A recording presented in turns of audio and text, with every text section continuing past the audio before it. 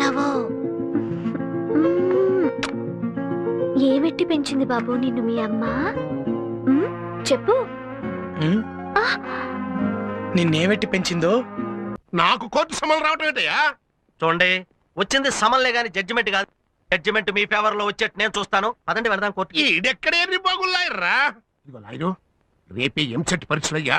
మధ్యాహ్నం 1 గంట 2 గంటల మధ్యన పేపర్ లీకేజ్ ముహూర్తం పెట్టా. ఆ గంటలో వెళ్తేనే పని అయ్యేది, మన చేతికి డబ్బు అంది. లేకపోతే మనకి అడ్వాన్స్ ఇచ్చిన పార్టీలందరూ లబ లబ లబ లబ కొట్టుకుంటారు. మన పొజిషన్ వీక్ అయిపోతుంది. మధ్యాహ్నం 1 గంట లోపు కోర్టులో మీ పని అయ్యేట్టు నేను చూస్తాను. పదండి.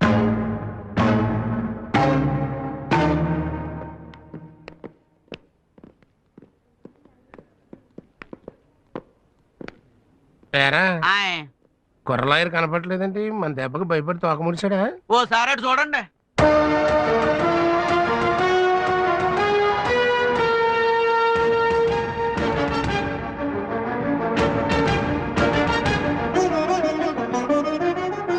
అమ్మా,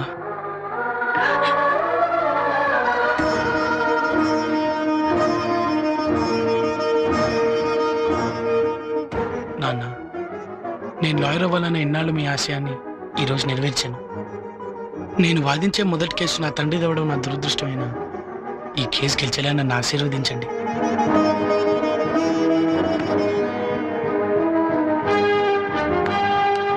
సత్య, రేపు ఎంసెట్ ఎగ్జామ్స్.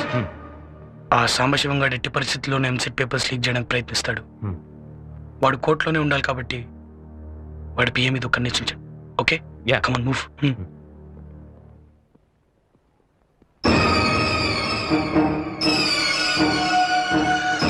రోడ్డు మీద ఎవరో ఏవో మాటలు చెప్తే ఇంటికి వచ్చి అడగడం ఏమిటండి? ఈ విషయం తెలిస్తే నలుగురిలోనూ మా పరివేం కావాలి.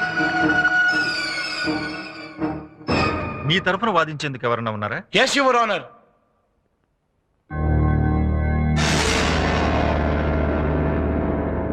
ప్రొసీడ్. లుక్ మిస్టర్ సాంబశివం, చూస్తూనే ఉన్నానండి. మీరు రాఘవ్ గారిని మీ ఇంటికి పిలిచి 10 లక్షల లంచం ఇస్తా అన్నారా? లంచం? అయ్యా, గుళ్ళో 10 పైసలు దక్షిణ వేస్తేనే దేవుడికి లంచం ఇస్తున్నాడు అని జనం ఎక్కడనుకుంటారో అని భయపడే నేను 10 లక్షలు మరైతే ఆయన్ని ఇంటికి ఎందుకు పిలిపించారు? ఇంటికి? అయ్యా, నాకు ఆయనకి నయా పైస పరిచయం కూడా లేదండి. అలాగా? మరైతే కలవటానికి జైలుకి ఎందుకు వెళ్ళారు? నేను జైలుకి వెళ్తే రిజిస్టర్లో నా సంతకం ఉంటది కదండి. పెట్టు. యువర్ ఆనర్, చట్టానికి కళ్ళు లేవంటారు, కానీ ఇప్పుడు చట్టానికి కళ్ళు ఉన్నాయి. జైలు రిజిస్టర్లో పేరును మార్చగలరు, కానీ అదే జైల్లో ఉన్న క్లోజ్ సర్క్యూట్ కెమెరాలో రికార్డ్ అయిన దృశ్యాన్ని ఎవ్వరూ మార్చలేరు. Please allow me your honour.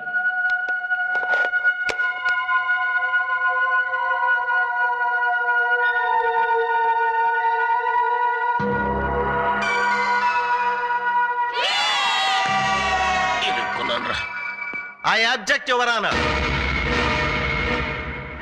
పెరిగిన టెక్నాలజీతో ఇలాంటి సాక్ష్యాలు ఎన్నైనా సృష్టించవచ్చు. అమెరికా అధ్యక్షుడు జైలుకు వచ్చి ఈ రాఘవ గారితో మాట్లాడినట్టు నేను సృష్టించగలను. యువర్ ఆనర్, ఈయన లాయరుగా కాక ఒక నేరస్తుడిగా, ఒక నేరస్తుడికి కొడుగ్గా క్రిమినల్ బుర్రతో ఆలోచించి ఇలాంటి దొంగ సాక్ష్యాలు సృష్టిస్తున్నాడు. క్రిమినల్ మెంటాలిటీ ఉన్న ఇలాంటి వాళ్లను చదువుకొనిస్తే కోర్టుని ఇలాగే మోసం చేస్తారు. ఇలాంటి వాళ్లను చదువుకోనివ్వటమే తప్పు. తప్పుడు పనులు చేసి జైలుకెళ్లి కోర్టుని ఇలా తప్పుదోవ పట్టించాలనుకుంటున్నా ఇలాంటి ఖైదీ లాయర్లకు కోర్టులో వాదించే అర్హత కూడా లేదు. అంతేకా, that's all your honour. Court is adjourned for lunch. ఇప్పుడు 1 గంట అయింది. మీరు వెళ్ళి వెంటనే పని చూసుకుని తొందరగా వచ్చేయండి మళ్ళీ. ఓహో,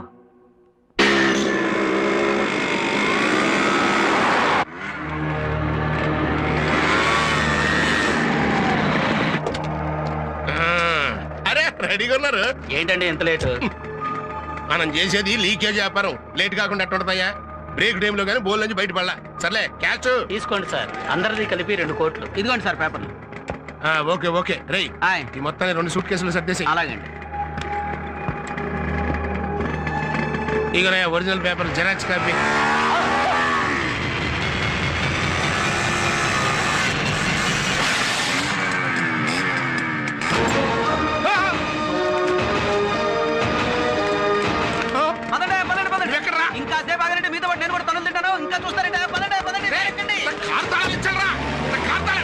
చూస్తానట్రా అనేసండి.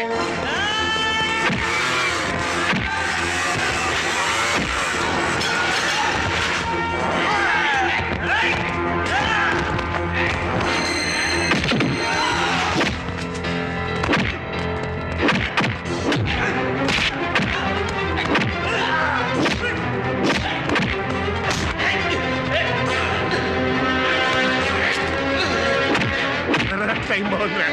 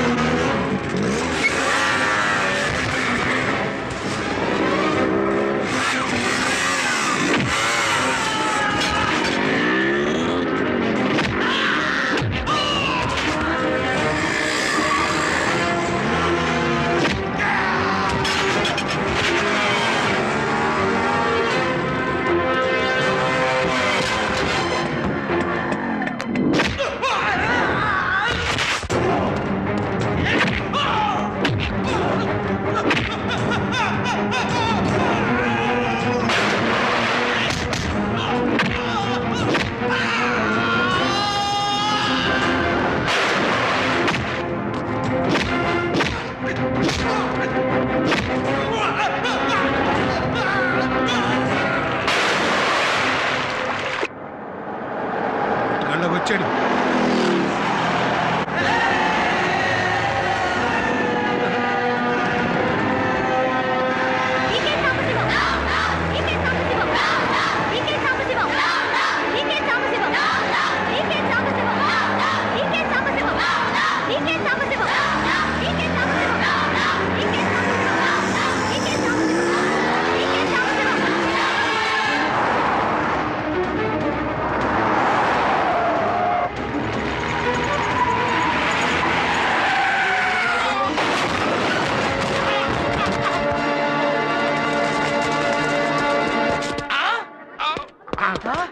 సార్ సంబయ్ గారు వాట్ హ్యాపెండ్ సార్?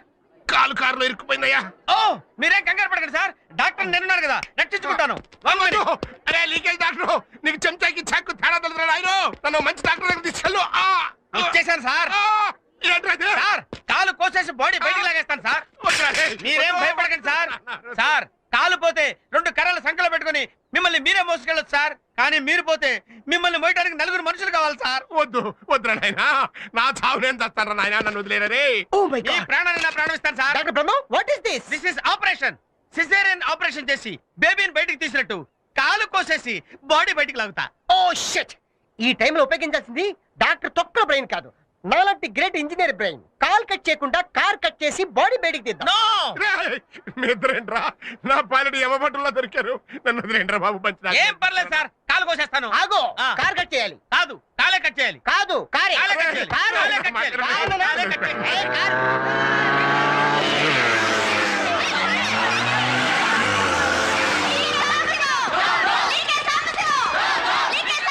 అమ్మో వాళ్ళు వచ్చేస్తున్నారు. మన కాలు చేయి తీసేస్తారు. పద పద. ఆదిత్య, నన్ను తొందరగా ఓ మంచి డాక్టర్ దగ్గర తీసుకెళ్ళవయ్యా.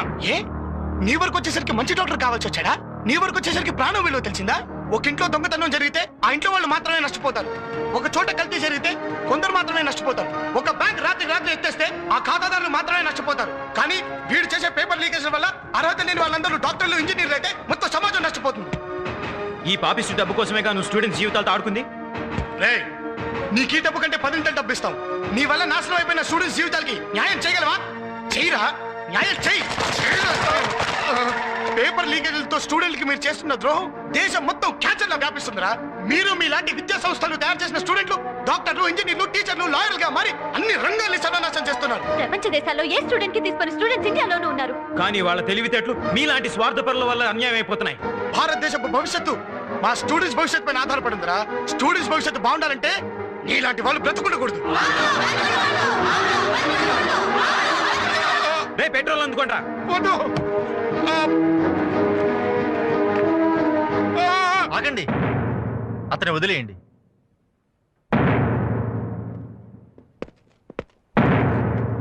ఆదిత్య, నన్ను క్షమించవయ్యా.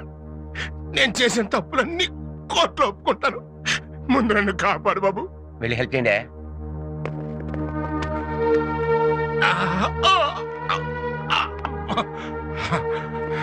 చెట్టి గారు లంచం తీసుకుని ఎంసెట్ పేపర్ లీక్ చేయమంటే చేయనన్నాడని వీళ్ళ నాన్నగారిని లంచం కేసులో ఇరికిచ్చింది నేనేనండి. ఆయన నిర్దోషి, అసలు దోషి నేనే. నువ్వే కాదు, జడ్జి స్థానంలో ఉన్న నేను కూడా దోషిని. ఆదిత్య, నువ్వు శేఖర్ని హత్య చేయలేదని, నా కూతురు జీవితాన్ని నువ్వు కాపాడటంలో అతను చనిపోయాడని నాకు తెలుసు. కానీ నిజం చెబితే నా కూతురు జీవితం నాశనం అవుతుందని భయపడ్డాను. నేను చేసిన తప్పుకి నా కూతుర్ని విధవం చేసి ఆ దేవుడు నన్ను శిక్షించాడు. ఆ రోజున 4 గోడల మధ్య అబద్ధం చెప్పిన నేను ఈ రోజున నలుగురిలోనూ నిజం చెప్తున్నాను. నువ్వు నిర్దోషివి. ఇన్నాళ్ళు నిన్ను నీ కుటుంబానికి దూరం చేసినందుకు, నీకు శిక్ష పడేలా చేసినందుకు నన్ను క్షమించు. కోర్టులో నువ్వు మీ నాన్నగారు నిర్దోషులని చెప్పి తీర్పు చెప్తాను. నేను చేసిన తప్పుకి నైతిక బాధ్యత వహిస్తూ రాజీనామా చేస్తాను. జైల్లో ఖైదీవై ఉండి కూడా పట్టుదలతో లాయర్ వై చరిత్ర సృష్టించావు. యువతకు ఆదర్శంగా నిలిచి స్టూడెంట్ నెంబర్ 1 అయ్యావు. నువ్వు జీవితంలో కూడా నెంబర్ 1 కావాలి. All the best.